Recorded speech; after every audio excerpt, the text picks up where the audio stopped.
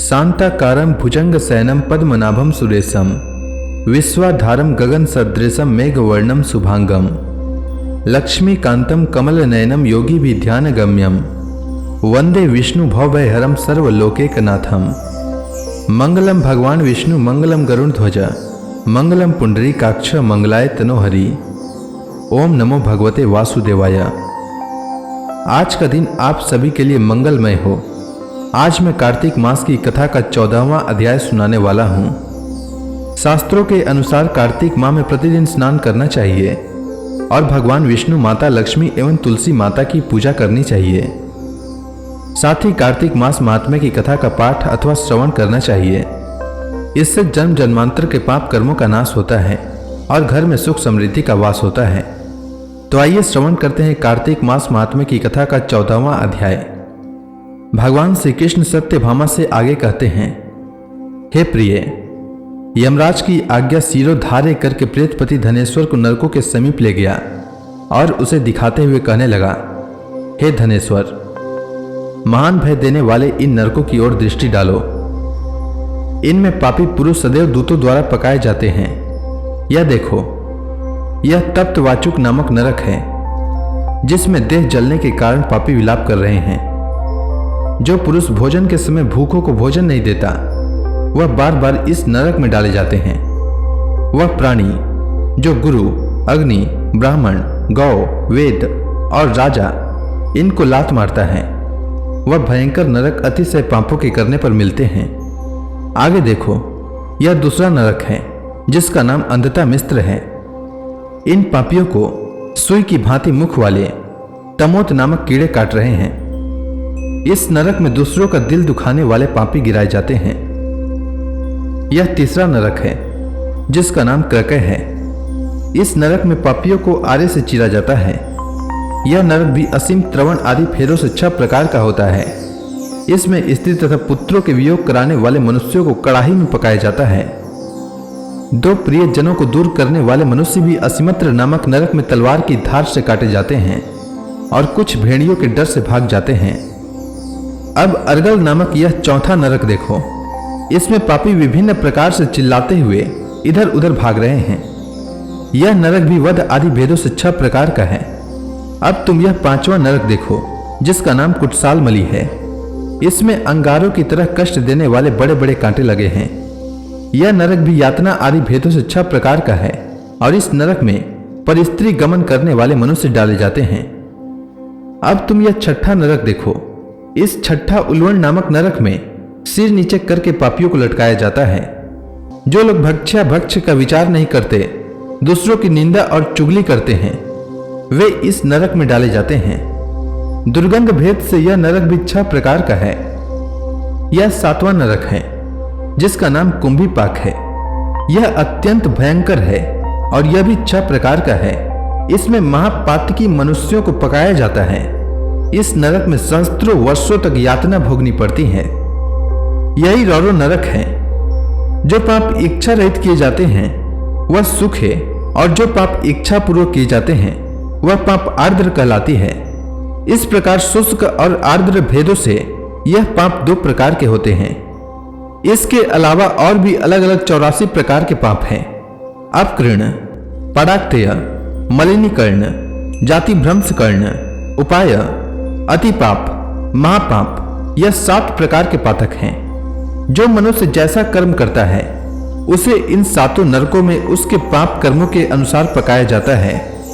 चूंकि तुम्हें कार्तिक व्रत करने वाले प्रभु भक्तों का संसर्ग प्राप्त हुआ था, उससे पुण्य की वृद्धि हो जाने के कारण ये सभी नरक तुम्हारे लिए निश्चय ही नष्ट हो गए हैं। इस प्रकार धनेश्वर को नरकों का दर्शन कराकर प्रेतराज उसे यक्ष लोक में ले गए। वहां जाकर उसे वहां का राजा बना दिया। वही कुबेर का अनुचर धनक्ष के नाम से प्रसिद्ध हुआ। बाद में महर्षि विश्वामित्र ने उसके नाम पर तीर्थ बनाया था। कार्तिक मास का व्रत महाफल देने वाला है। इसके समतुल्य अन्य कोई दूसरा पुण्य कर्म नहीं है। जो भी मनुष्य इस व्रत को करता है तथा व्रत करने वाले का दर्शन करता है, उसे मोक्ष की प्राप्ति होती है। सूत जी ने कहा, इस प्रकार अपनी अत्यंत प्रिय सत्यभामा को यह कथा सुनाकर भगवान श्री कृष्ण संध्योपासना करने के लिए माता के घर में गए। यह कार्तिक मास का व्रत भगवान विष्णु को अति प्रिय है तथा भक्ति प्रदान करने वाला है। रात्रि जागरण, प्रातः काल का स्नान, तुलसी वट सिंचन, उद्यापन और दीपदान, यह 5 कर्म भगवान विष्णु को प्रसन्न करने वाले हैं, इसलिए इनका पालन अवश्य करना चाहिए। ऋषि बोले, भगवान विष्णु को प्रिय, अधिक फल की प्राप्ति कराने वाले, शरीर के प्रत्येक अंग को प्रसन्न करने वाले कार्तिक महात्म्य आपने हमें बताया। यह मोक्ष की कामना करने वालों अथवा भोग की इच्छा रखने वाले मनुष्यों को यह व्रत अवश्य ही करना चाहिए। इसके अतिरिक्त हम आपसे एक बात पूछना चाहते हैं कि यदि कार्तिक मास का व्रत करने वाला मनुष्य किसी संकट में फंस जाए या किसी वन में हो या व्रती किसी रोग से ग्रस्त हो जाए तो उस मनुष्य को कार्तिक व्रत को किस प्रकार करना चाहिए, क्योंकि कार्तिक व्रत भगवान विष्णु को अत्यंत प्रिय है और इसे करने से मुक्ति एवं भक्ति प्राप्त होती है, इसलिए इसे छोड़ना नहीं चाहिए। श्री सूत जी ने इसका उत्तर देते हुए कहा, यदि कार्तिक का व्रत करने वाला मनुष्य किसी संकट में फंस जाए तो वह हिम्मत करके भगवान शंकर या भगवान विष्णु के मंदिर जो भी पास हो उसमें जाकर रात्रि जागरण करे। यदि व्रती घने वन में फंस जाए तो फिर पीपल के वृक्ष के नीचे या तुलसी के वन में जाकर जागरण करे। भगवान विष्णु की प्रतिमा के सामने बैठकर विष्णु जी का कीर्तन करे। ऐसा करने से सहस्त्रों गायों के दान के समान फल की प्राप्ति होती है। जो मनुष्य विष्णु जी के कीर्तन में बाजा बजाता है उसे वाजपेय यज्ञ के समान फल की प्राप्ति होती है। और हरि कीर्तन में नृत्य करने वाले मनुष्यों को सभी तीर्थों में स्नान करने का फल प्राप्त होता है। किसी संकट के समय या रोगी हो जाने और जल न मिल पाने की स्थिति में केवल भगवान विष्णु का नाम जाप करना चाहिए। यदि उद्यापन न कर सके तो व्रत की पूर्ति के लिए केवल ब्राह्मणों के प्रसन्न होने के कारण विष्णु जी प्रसन्न रहते हैं।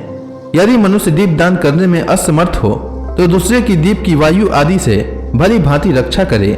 यदि तुलसी का पौधा समीप न हो तो वैष्णव ब्राह्मण की पूजा कर लें, क्योंकि भगवान विष्णु सदैव अपने भक्तों के समीप रहते हैं। इन सब का न होने पर कार्तिक का व्रत करने वाला मनुष्य ब्राह्मण, गौ, पीपल और वट वृक्ष की श्रद्धा पूर्वक सेवा करे। सौनक आदि ऋषि बोले, आपने गौ तथा ब्राह्मणों के समान पीपल और वट वृक्षों को बताया है और सभी वृक्षों में पीपल और वट वृक्ष को ही श्रेष्ठ कहा है। इसका कारण बताइए। सूत जी बोले, पीपल भगवान विष्णु का और वट भगवान शंकर का स्वरूप है। पलाश ब्रह्मा जी के अंश से उत्पन्न हुआ है। जो कार्तिक मास में उसके पतल में भोजन करता है वह भगवान विष्णु के लोक में जाता है। जो इन वृक्षों की पूजा, सेवा एवं दर्शन करते हैं उनके सभी पाप नष्ट हो जाते हैं। ऋषियों ने पूछा, हे प्रभु, हम लोगों के मन में एक शंका है कि ब्रह्मा, विष्णु और शंकर वृक्ष स्वरूप कैसे हुए। कृपया आप हमारी इस शंका का निवारण कीजिए। सूत जी बोले, प्राचीन काल में भगवान शिव तथा माता पार्वती विहार कर रहे थे। उस समय उनके विहार में विघ्न उपस्थित करने के उद्देश्य से अग्निदेव ब्राह्मण का रूप धारण करके वहां पहुंचे। विहार के आनंद के वशीभूत हो जाने के कारण कुपित होकर माता पार्वती ने सभी देवताओं को शाप दे दिया। माता पार्वती ने कहा, हे देवताओं, विषय सुख से कीट पतंगे तक अनभिज्ञ नहीं हैं। आप लोगों ने देवता होकर भी उसमें विघ्न उपस्थित किया है, इसलिए आप सभी वृक्ष हो जाओ। सूत जी बोले, इस प्रकार कुपित माता पार्वती के श्राप के कारण समस्त देवता वृक्ष बन गए। यही कारण है कि भगवान विष्णु पीपल और शिव जी वट वृक्ष हो गए। इसलिए भगवान विष्णु का शनि देव के साथ योग होने के कारण केवल शनिवार को ही पीपल को छूना चाहिए, अन्य किसी भी दिन नहीं छूना चाहिए। तो इसी के साथ कार्तिक मास महात्म्य की कथा का 14वां अध्याय पूर्ण हुआ। अब आगे की कथा मैं कल लेकर आता हूं। तब तक के लिए भगवान विष्णु का नाम लेते रहें। तो प्रेम से बोलिए, भगवान विष्णु की जय, माता लक्ष्मी की जय, तुलसी माता की जय, श्री कृष्ण भगवान की जय, समस्त देवी देवताओं की जय।